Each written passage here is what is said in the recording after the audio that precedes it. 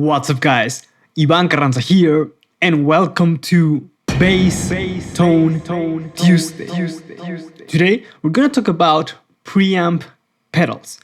This is something that one of the users commented here on the channel on a video and asked me if getting a preamp pedal, an EQ pedal, is worth it, and if so, what are the uses, because there are many different versions of EQ pedals. And he also wondered if the only way to use them is to send the signal directly to front of house. So let's explore a bit about the uses of a preamp pedal and why should you get one and what are the benefits, or maybe you shouldn't get one. So I have here three pedals in front of me. I have the Bass Rig by Origin Effects. I have the Mesa Subway DI. And for example, I have also the Dark Glass Alpha and Omega pedal. Now, all of these are different. They have different features and also, in my view, serve slightly different functions. So for example, the Alpha and Omega, it has an EQ, it has an XLR out for a DI, but its main purpose, I would say, is to act as a distortion pedal. You can use it as an EQ pedal, of course, but the, let's say, best bang for your buck is going to be when you use it as a distortion pedal. Now, the Bass Rig, for example, is meant to emulate the response of an Ampeg SVT with a cabinet when you use the XLR output. So it's sort of like aiming to be a replacement of an amp. And for these reasons, you get the most benefit when you use it to send the signal directly to front of house, and not so much as a pure EQ pedal, although I know some people that use it that way and have great results with that. And here you can also turn it on and off, just like the Dark Glass pedal. On the other hand, for example, the Mesa Subway doesn't have an on-off switch. It is always on, so this works more like a straight traditional DI box. It's got two XLR outs, one that you can either turn for pre or post EQ, and one that always has the EQ. So it gives you some more flexibility. It has a through output, and like I said, it's always on. So you cannot just toggle it in the middle of a song. Now, there are more pedals, for example, the Aguilar Tone Hammer, Rheingold EQ pedals, you name it. There are a bunch of brands making EQ pedals. But why would you want to get one? So what the EQ or preamp pedals allows you to do is, of course, to do some tone shaping to your signal. Add some bass, add some mids, some treble. You know, some have 3 bands of EQ, some have more, some have semi-parametric EQ sections, some have graphical EQ sections. So there are many versions of that. But why would you want to get one if you already have an amp, right? So one of the reasons is, for example, I play mostly shows where I have PA support. I very, very rarely need to fill the room with my amp. So if I use an EQ pedal, I can set some EQ here and set that signal to front of house so that they can work the sound for the room. And then I have my amp that I can EQ for the stage. So having that option is great because I don't have to worry about if I turn something on the amp that's going to affect what front of house is getting. Now, another great advantage of having an EQ pedal / direct box, like one of these that have an XLR out, is that you can just show up to the gig without an amp and you can play a show because you're sending the signal from here to front of house. They get the sound and you don't have to carry an amp and a cabinet. So that gives you some extra flexibility in terms of your gigging setup, which makes traveling from gig to gig a lot easier because you don't have to carry as much. You can just show up with your bass and maybe just put the pedal in your gig bag and that's it. You don't need to carry anything else. You can, of course, have a small pedal board with different devices, but that's just some extra goodies. You can just really show up to the gig, plug in an XLR here, send the signal to front of house, and you're good to go. Now, if you tell me, well, I always like to play with my amp. Do I really need a pedal? What if you tell me that you always like to play with your amp? In that case, there are still benefits of having an EQ pedal.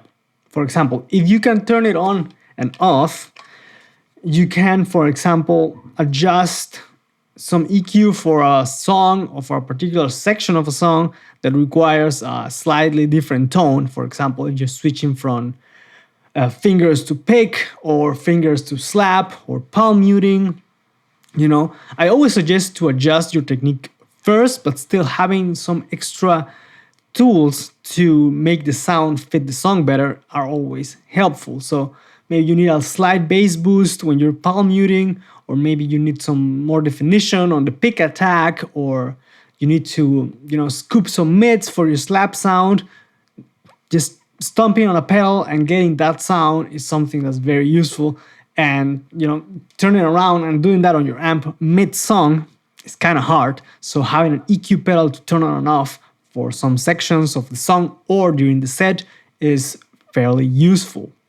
Another great thing that you can do is that maybe you're not happy with your amp, with your current amp. Maybe you don't like the EQ section. It's not keeping up with the band. It's a bit muddy, for example. One thing that you can do is one option would be to plug in the EQ pedal that you like in front of the EQ section of the other one and just EQ on the pedal. An even better option would be to connect the pedal into the effects loop of the amp, thus bypassing the amp EQ section, and then you get sort of like a new amp, but you EQ on the pedal and your amp is just a master volume control. This allows you to sort of like getting a new amp without paying the full price of a new amp, because getting a pedal like this one or an Aguilar tone hammer or whatever is definitely a lot cheaper than buying the same version but in an amp, the same pedal but in an amp version. Because if you compare, for example, the price of an Aguilar tone hammer DI to the amp, there's a difference of around, I don't know, 600 euro more or less, or 500, so you're saving quite a bit of money. So that's another great way to use an EQ pedal. Now, are there reasons not to get one of these pedals, for example? I would say that they're not a necessity, but they are a great tool to have. For example, depending on the genre that you're playing, depending on the production, what type of gig, etc., maybe you can just be completely fine with just one sound for the entire show, and you don't need to kick in anything, change anything. You can just, dial in one sound and then you're good. And there's been many cases where I've, played shows where I haven't needed to change anything. So if that's the case for you, you might not even need one of these. But like I said, they are a great tool to have because, for example, maybe on a particular night, in a particular room, the EQ of your amp is something a bit too boomy, maybe something a bit harsh, the location of the amp, it's kind of, there's clashing frequencies or something. You're not hearing yourself that well, and no matter what you adjust on the amp, it's not really working. Having an EQ pedal with different EQ points is very helpful for that, because maybe the bass on one device, on your amp, for example, is set too low and you're just getting some more, but you're not feeling the punch. So maybe boosting on a preamp that has the bass set a bit higher can help you to hear yourself better. Or maybe the mids are too high on your amp and maybe you need some, let's say, 500 hertz or 700, but the center frequency of your amp is like 1K or something. So maybe it's a bit too harsh, and by boosting another frequency, you can compensate for that. So, like I said, they are a useful tool to have, but not mandatory, I would say. Another great reason to get a preamp pedal is if you're playing with different backline rigs from night to night.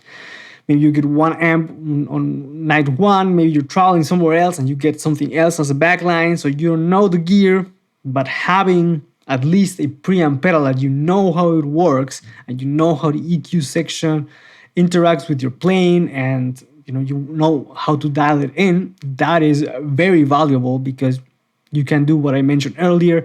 You can either just send the sound to front of house, you can hook it up on the effects loop, you can put it in front of the amp, but that way you're having your sound no matter where you are. In my personal experience, I prefer to have an EQ pedal, or at least one of my own DI boxes, because that way I'm not at the mercy of some random DI that the front of house engineer has.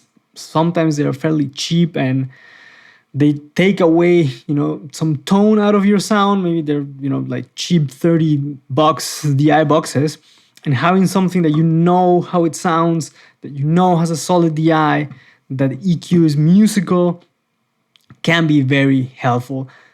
Maybe just for your peace of mind as well. So I know that even if I'm just boosting a tiny bit of bass, a tiny bit of treble here and there, maybe you like how the gain sounds on the preamp, how it reacts to your playing.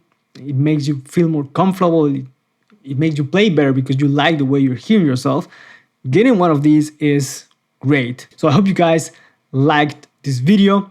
Let me know in the comments which is your favorite EQ/preamp pedal. Also, don't forget to subscribe and hit the notification bell to stay up to date with the content that's coming to the channel. As always, thank you guys for watching. Let me know what you think in the comments, and I'll catch you guys on the next one. Take care.